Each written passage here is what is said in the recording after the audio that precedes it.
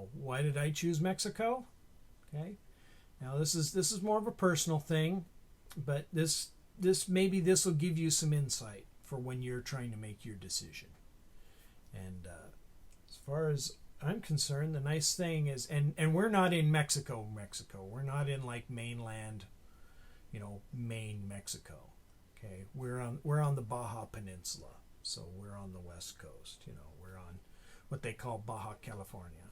Okay, and the funny thing about Mexico is that it's actually the United States of Mexico. Okay, so they all have their own little. They have their own little places, They got Michoacan, and they got Jalisco, and they got, Baja California, and they got, Sonora, and all that, And they're all distinct and different, and there is a central Mexican government. There is a federal government, but a lot of the day-to-day stuff and everyday things, you're dealing with a territorial government. They have governors just like U.S. states, and like here, the governor here, he probably has more power than the Mexican president. Jaime Bonilla is probably way more popular and way more well known and respected than AMLO. And that's just even though they're both kind of socialisty, communisty kind of guys, but because of the whole Latino mindset. Socialism and communism here. It's kind of a mixed bag. You're never gonna have your rigid central authority anywhere down here. It's kind of like there's a reason that they call banana republics because it's you can't get two entities to coordinate on anything. There's no way that they could oppress their whole population. They may have plenty of rules, but man, rules down here, they're kind of like maybe strongly worded suggestions. And if you have enough money, or even if you don't, if you know enough people, it doesn't matter. So why did I decide on Baja California compared to the mainland?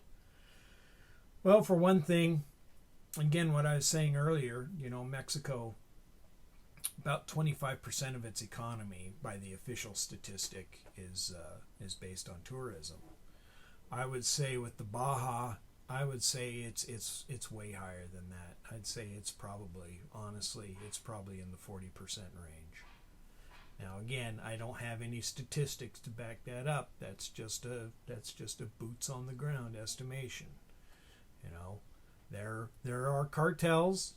There's a lot of shady stuff that goes on. There's a lot of fishy shit that happens. But honestly, if you're not where you're not supposed to be, you'll never see it.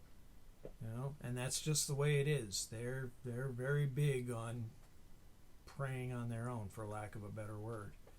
If you're not causing trouble, if you're not going around, being a Karen or whatever, you got nothing to worry about, because they need their money too. Just as a little side story here, we have some friends in Rosarito, and they used to own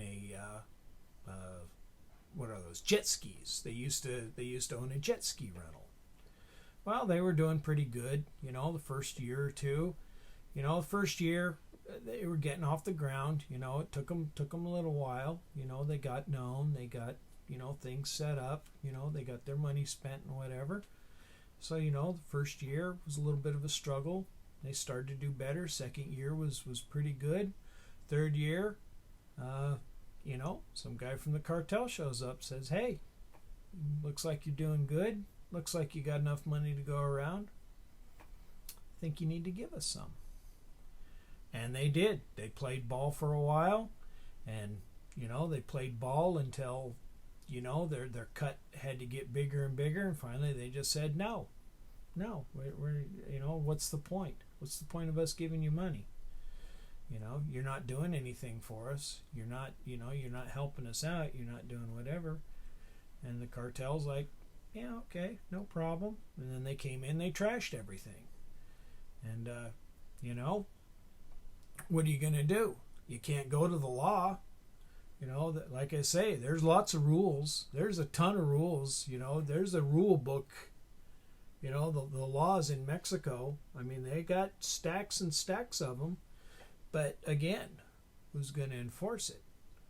So they wound up just basically giving it up. So, now it's whatever, Jose's cartel of, jet ski rental or whatever. And that's just the way it is. But if they hadn't have told me the story, I'd have never known about it. I'd have just rented my jet ski and happily gone on my way. It's the stuff that we don't see as an expat, because again, we're not involved in that. It's a lot easier for them to prey on their own than to prey on you. And that's just the way it is. That's just the sad reality of the situation. But it's not as bad in Baja California as it is on the mainland, and that's basically the point. Plus, it's close. I'm a West Coast guy. My family is all in, Oregon, Idaho, Nevada, Washington, that area. So if I got to get to the States, it's an hour away. It's still easy to get to for now. It's not too hard to cross back and forth.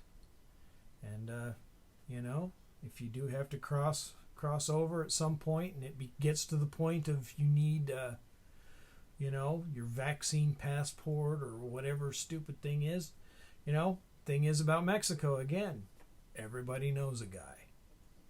So if I had to get back in from here, I don't think it would be that big of a problem. And going from here to there, even less of a problem. So